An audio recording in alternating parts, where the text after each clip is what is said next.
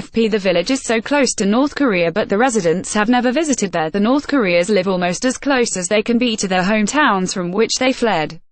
During and after the Korean War, thousands of the nationals fled and settled on a peninsula on the north coast of South Korea.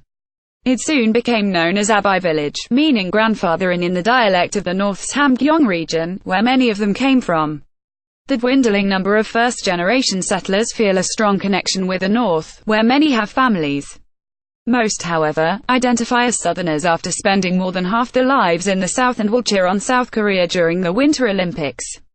Hwang Seung-Hwan, 81, who arrived as a teenager, said, "We must cheer for our team, because I'm South Korean." Many refugees thought they would be able to return to their homes after the war ended, but it ended with an armistice rather than a treaty, leaving the two Koreas technically in a state of war, and the peninsula divided along the 38th parallel by a demilitarized zone.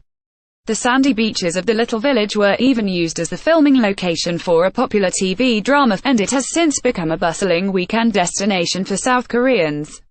A fishing village, it has a host of fine seafood restaurants owned by local fishermen. But with no civilian communications between the two Koreas, the villagers have never been able to contact their relatives, let alone visit. They are hopeful about the tentative thaw in tensions between the North and South that the Olympics has brought.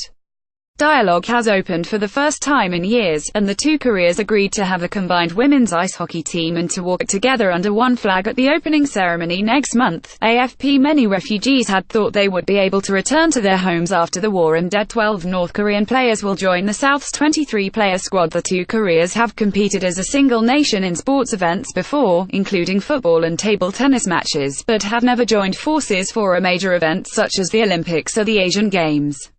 The Olympics begin on Thursday, February 8. The decision to join together as one team has angered many in the South, with dozens of demonstrators torching effigies of the North Korea leader when a delegation from the secretive state arrived in South Korea for talks on the Winter Olympics.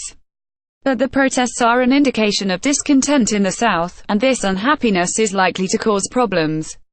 Robert A. Manning, resident senior fellow at the Atlantic Council, told Express.co.uk, "Public opinion in the South is divided, roughly 50-50. This division, these internal tensions and Kim's unrelenting nuclear ambitions are likely to limit if not unsettle the Olympics thaw, which will be problematic after March in any case, as the US ROK military exercises will ramp up."